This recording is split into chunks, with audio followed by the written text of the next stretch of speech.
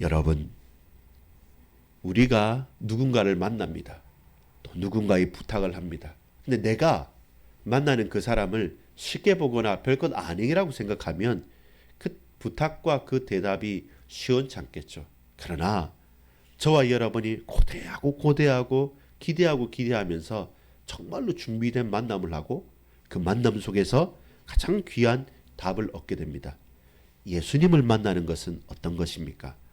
과거에 워렌 버핏과 만나는 점심 식사가 몇억 몇십억에 낙찰이 된다고 합니다. 우리는 전능하신 하나님을 사실 그 한 사람의 인물보다 못하게 만나고 있습니다.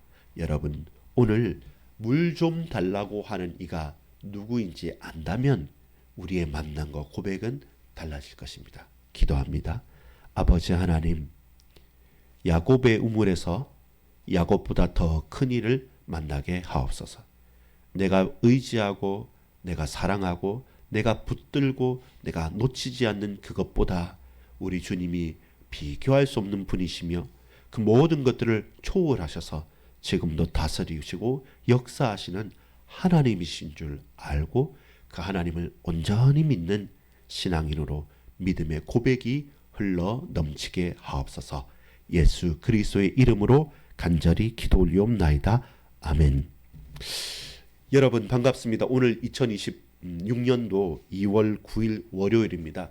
이번 한 주간 여러분 오전 예배 중심으로 쭉 살펴보는 가운데 요한복음 4장만 제대로 한번 살펴봐도 참 놀랍게 저희가 이제 성경 본문도 여러 번 읽지만 최근에 그 성경책에 보면 이제 개역 개정 그다음에 또 새 한글 새 번역 뭐 이렇게 또 공동 번역까지 나온 일이 있습니다. 그러면 똑같은 본문이 같이 있거든요. 그걸 한 번, 두 번, 세 번 읽다 보면 사실 많은 이제 신학적인 책도 있고 설교식도 있고 다 있는데 본문이 내게 감동이 다가올 때 그때 이 뭐라고 할까요? 진액이라고 할까요? 막 고우고 고와서 진액이 있는 것처럼 아니면 씹어서 내게 아주 깊이 있는 것이 발견되어진다고 할 정도로 말씀 자체, 본문 자체에서 내게 큰 감동이 주는 게 있습니다. 오늘 주일날 사장을 나누었지만 오늘 제가 조금만 관점을 새롭게 보니까 또 놀라운 또 많은 부분들이 있는 겁니다. 이 말씀을 우리가 한번 잘 상고해보고 저희에게는 그렇게 했고 제가 함께 나눌 수는 있지만 여러분이 하나님께 간절히 엎드려서 말씀을 직접 또 읽고 되뇌이면서 하나님 나의 형편, 우리의 시간표가 우리의 배경이 서로는 차이 나지 않습니까? 근데 살아계신 하나님은요, 말씀하신 하나님은 각자에게 맞게 그 말씀과 은혜를 허락해 주시는 거죠. 이제 그걸 알고 저와 여러분이 이런 가이드와 그리고 중심을 가지고 그렇구나 이렇게도 볼 수 있고 이 가운데도 이런 의미가 있구나라고 하면서 깨닫고 가는 그런 말씀에 붙들린 우리 성도님들 되길 원합니다. 그래야지 유람선에서 일방적이고 조건적으로 좋을 때는 막 좋다고 그러고 내게 마음에 안 들면 이건 말씀 별로다 이렇게 하는 게 아니라 어떤 말씀 속에서도 우리의 삶이 보여지게 되는 그런 전천후 예배자와 신앙인으로 우리가 달려나갈 수 있기를 간절히 소망합니다. 자, 첫 번째 보면 1절에 예수께서 제자를 삼고 세례를 베푸시는 것이 요한보다 많다 하는 말을 바리새인들이 들은 줄을 주께서 아신지라. 자, 이 말은 이제는 요한에게서부터 완전히 이제 옮겨지죠. 요한이 말하죠. 그는 흥하여야 되고 나는 쇠하여야 되겠다고 제대로 신앙을 고백합니다. 그리고 자신의 위치와 역할을 제일 잘 알았던 아름다운 퇴장을 한 사람입니다. 그래서 요한의 제자들이 예수님의 제자로 바뀌는 과정이 있었어요. 그리고 사람들이 많이 따릅니다. 근데 놀랍게도 이때 예수님이 세례를 베풀고 예수님이 뭔가 하는 것처럼 보이지만 예수님은 거기보다는 당신의 사역을 주걱주걱 걸어가고 있습니다. 세례를 준 자는 길을 예비하는 거기 때문에 요한에게 봤던 것처럼 제자들이 세례를 더 많이 줬어요. 자, 그렇다면 제자들이 신앙이 좀 있어야 되지 않습니까? 근데 예수님의 그 사역과 그 내용을 온전히 반만이라도 제대로 이해할 수 있을까라고 한다면 아니라는 거였습니다. 그 이유가 그 뒤에 나옵니다.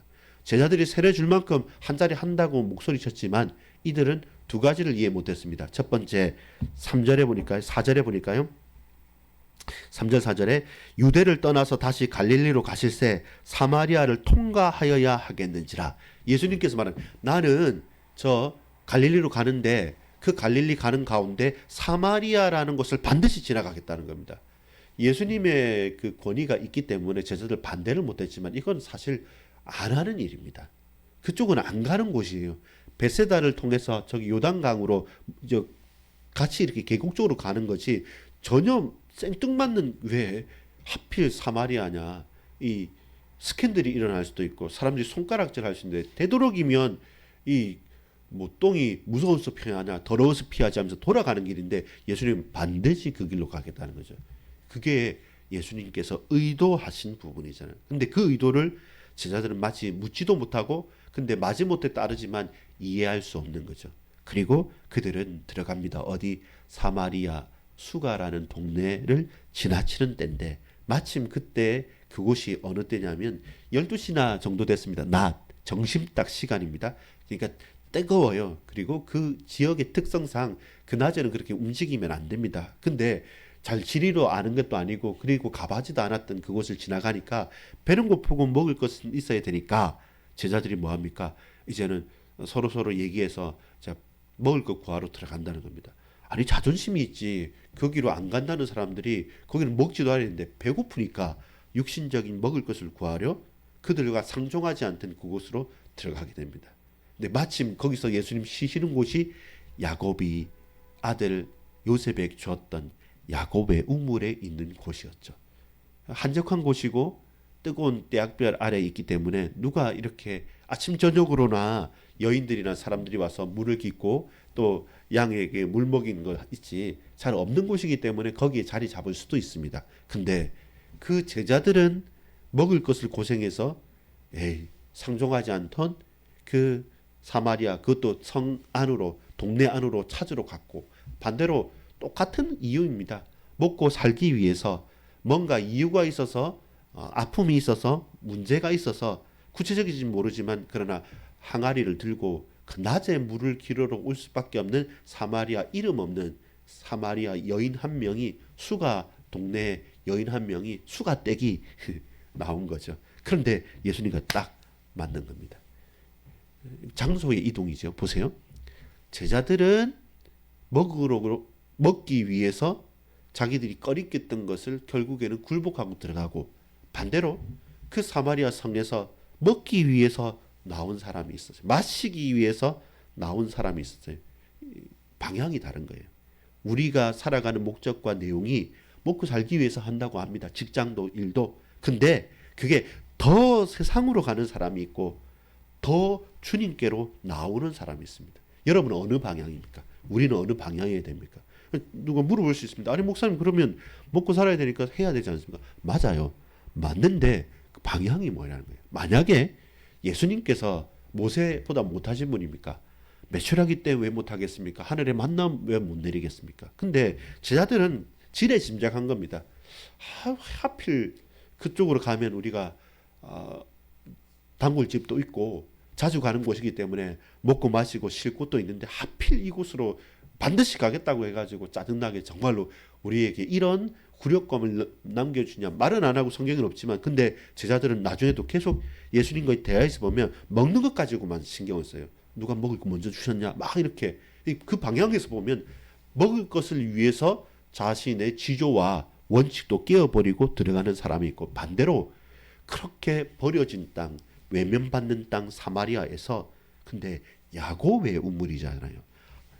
이 조상의 언약을 기억하고 나와서, 그리고 그때 예수님을 만나는 사람이 있습니다. 그 여자가 잘했다는 건 아닙니다. 근데 하나님의 은혜가 그런 거예요. 우리가 잘했다 잘못했다 준비를 많이 했다 적겠다가 아니라 하나님이 맞아주시는 분, 하나님께서 은혜를 베푸시는 분, 그리고 은혜 베푸실 때 그 은혜를 받을 수 있는 영적인 감각과 예민함이 있느냐는 겁니다. 우리의 방향은, 우리의 현장은 어디로 향하는 겁니까? 똑같은 목적이지만 가는 곳이 다르게 됩니다. 앞서 말했지만 제자들은 이미 세례도 베풀고 했습니다. 막 이렇게 업돼 있고 예수님과 함께 했으니까 내가 마치 예수님 된 것처럼 내가 마침 이 나라에서 새로 한 자리 할 만큼처럼 이 어깨에 힘이 쫙 올라갔는데 근데 정작 파고 보면 그들도 먹고 살기 위해서 살아가는 사람들 그냥 일뿐인 겁니다. 근데 예수님은 거기에서 짚는 거죠. 여러분, 사마리아 수가 동네 사마리아는 이 지역 자체가 어떤 곳입니까? 올라가다 보면 어떤 문제가 생기냐면 천년된 문제입니다. 천년된 문제가 뭐냐면 이 당시에 천년 전에 누가 즉위를 했냐면 다윗이 나라를 통일하고 통일왕국으로 즉위를 했어요. 그리고 약 한 이렇게 한 100년이 지나서 200년 지나는 그러니까 900년 전에는 어떤 일이 있었냐면 나라가 나뉘죠. 왜냐하면 다윗과 아들 솔로몬과 아들 때 나눠지게 되니까. 그러니까 통일왕국 다윗이 있었는데 900년 전에 나라가 나뉘어졌어요.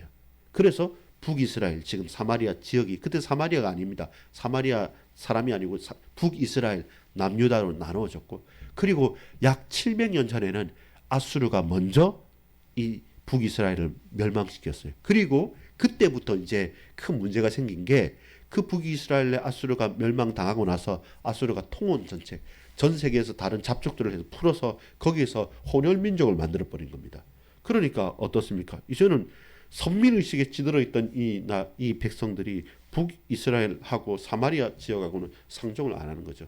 그렇게 해서 서로 옥신각신하다가 땅은 그 지역은 우리 야곱이 판 우물이 있으니까 우린 이렇다라고 말하지만 그리고 약 400년이 지나고서는 아예 그 사람들은 사마리아 사람들은 그리심산에 성전을 세우고 우리끼리 이제 따로 예배하는 거. 그때부터 이제 도저히 건널 수 없는 강을 건넌 거죠.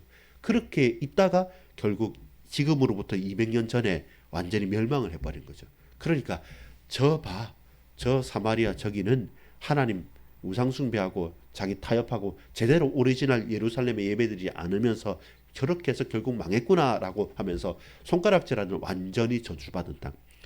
200년 전에 완전히 망했고 400년 전에는 성전이 갈라졌고 700년 전에는 이 아수르에게 망했고 900년 전에는 남북의 동족의 상잔이 있었고 이 역사가 오래된 거죠. 그곳이 어디냐? 사마리아 지역이란 거죠. 거기에 예수님께서 사람들이 볼 때는 무모하게 정면으로 도전한 겁니다. 근데 그 오래 묵은 역사와 민족의 문제를 예수님께서 거기에 있는 그 촌장도 아닙니다. 거기 있는 시장도 아닙니다.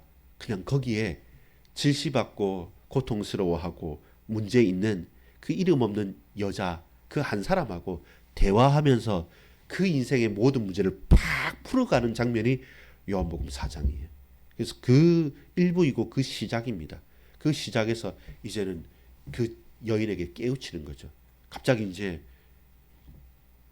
이 여인은 사람들 피해서 왔는데 갑자기 유대인 선생님 남자가 와 있으니까 내외하는 가운데 이거 뭐지 하고 막 이렇게 움츠러들었겠죠. 근데 예수님께서 먼저 오셨어요. 오늘 또 중요한 주제가 뭐냐면 먼저 말씀하신 겁니다.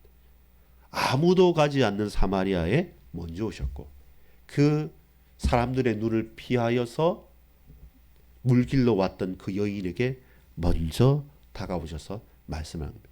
물 좀 주세요 라고 말합니다. 근데 이제 그 말을 듣고 반응하는 거죠. 아니 유대인의 남자인데 저한테 이렇게 말해도 됩니까? 라고 말하는 거죠. 여러분 거기에서부터 문제는 풀리는 겁니다. 그리고 예수님께서 질문하는 거죠. 물 달라 하는 나를 당신이 정말로 제대로 알았다고 한다면 영원히 목마르지 않을 것이다. 물 준다고 한 일을 네가 제대로 알았다면 하나님의 선물도 받을 것이고 내가 주는 물을 마시면 영원히 목마르지 않을 거다. 근데 목만 영원히 마르지 않는 것이 아니라 너의 속에서 영생하도록 솟아나는 샘물을 얻겠다. 구원받겠다라고 말하니까 이 여인이 깜짝 놀라는 거죠. 거기까지가 첫 번째 도입입니다. 여러분 이 말씀을 통해서 우리가 알 수 있는 것이 뭡니까? 하나님께서는 먼저 찾아오시는 겁니다. 어디로? 사마리아로 먼저 찾아옵니다. 하나님은 우리에게 오늘 먼저 말씀하시는 겁니다. 내가 이렇게도 해보고 저렇게도 해보고 저렇게도 도전하다가 사람에게도 의지하다가 도저히 어찌할 수 없어. 이제 두 손 두 발 다 들고 하나님 안 되겠습니다. 제발 역사해 주십시오. 이 방향과 이 패턴을 깨어야 됩니다. 하나님은 우리를 먼저 만나시고 먼저 말씀하시고 먼저 찾아오셔서 손 내미셔서 우리를 붙들어 주시는데 우리는 미루고 내 힘대로 다 하다가 도저히 할 수 없을 때 이제라도 안 되겠다 했을 때 가는 것. 그 시각, 그 시차, 그 방향 순서를 바꾸는 게 우리가 첫 번째 해야 될 겁니다. 하나님 먼저 우리에게 말씀하시고 먼저 그 여인에게 찾아오셨고 먼저 내가 반드시 사마리아로 가겠다라고 말씀하셨기 때문에 저와 여러분도 먼저 주님의 시선과 주님의 방향과 주님이 마음을 둔 그 현장에 먼저 엎드리는 것입니다. 그러면 맞아떨어지는 거죠. 하나님의 시선과 방향과 뜻과 우리의 우선순위가 맞아떨어지는 거죠. 여러분, 우리가 하나님의 뜻을 내가 가지고 오려고 하지 마십시오. 우리는요, 하나님의 음성을 귀 기울이면서 하나님의 뜻에 맞춰가는 자들입니다. 근데 여러분, 미루다가 막 기다리다가 어떻게 로또나 당첨될 것까지 계속 기다리다가 되는 게 아니라 처음부터 하나님 먼저 우리를 위하여 찾아오셨다는 겁니다. 그래서 여러분, 뭐가 중요합니까? 방향이 중요합니다. 현장이 중요합니다. 제자들은 예수님께 묻지 않고 그냥 상식적으로 일반적으로 했던 겁니다. 나쁜 것이기보다는 아직까지 무지하다는 것이죠. 왜 예수님께서 사마리아로 굳이 가자고 하실까? 예수님, 사마리아로 가는 이유가 무엇입니까? 예수님, 왜 저 사마리아 여인하고 이야기하고 계십니까? 어떤 의미가 있습니까? 이게 아니라 주저하는 거죠. 원래 이곳은 안 좋은 곳이니까, 버려진 곳이니까 주저하는 것이죠. 아니, 저 사마리아 사람하고 사마리아 여자하고 얘기하면 스캔들 나고 안 되는데, 그러니까 두렵고 주저하니까 그냥 안 한 겁니다. 계속 미뤄두는 겁니다. 근데 제대로 알았다면 예수님의 말씀 한마디 한마디 그리고 그 행동 하나가 내게 답이 된다면 이 일이 왜 그렇습니까? 라는 방향에 대한 질문과 그리고 거기에 대한 말씀에 대한 묵상과 그리고 주님께 엎드리는 기도가 필요한 것이죠. 저와 여러분, 예수님께서 우리에게 먼저 약속하십니다. 그리고 먼저 찾아오셨습니다. 오늘 저와 여러분, 사실 더 생각해 볼 부분이 많은데, 근데 여러분, 다른 것보다는 저는 이 속에서 이 은혜를 받았고, 저와 여러분이 각자가 또한 이 기준 가운데서 또한 그 예시 가운데서 이번 한 주간 요한복음 4장 전체를 또 읽고 묵상하면서 그렇구나, 주님 먼저 찾아오셨구나, 그렇구나, 나는 또 사마리아로 향하나, 아니면 나는 주님 곁으로 나아가는가, 내가 어디로 향하고 있고 내가 언제 주님을 찾았는가. 그런데 주님, 내가 찾기 이전에 먼저 나를 찾아오셨고 내 있는 현장에 나를 부르셔서 내게 역사하시는구나. 내가 영안을 열고 우리 주님께 나아가겠노라 라고 하는 그 믿음의 고백이 있기를 소망합니다. 그래서 물 좀 달라 하는 이가 제목입니다. 여러분, 내게 말씀하시고 내게 역사하시는 이 예수님을 정말로 만났습니까? 아십니까? 그러면 주께 더 가까이 나가십시오. 왜냐하면 주께서 먼저 나를 찾아오셔서 내게 먼저 말씀하고 있습니다. 그 주님을 외면하지 않는 예배자로 오늘 달려나가기를 소망합니다. 아버지 하나님, 감사합니다. 성령으로 충만케 하옵소서. 하나님을 바라고 소망하고 붙듭니다. 그 오래 묵은 1000년이 넘는 900년이 넘는 수많은 문제 속에 있는 그 사마리아 그 땅에 그 한 여인을 통해서 모든 저주와 멸망과 문제를 다 무너뜨린 것처럼 오늘 주님 나를 만나 주시고 오늘 주님 내게 말씀해 주옵소서. 구주 예수 그리스도 이름으로 간절히 기도 올리옵나이다. 아멘.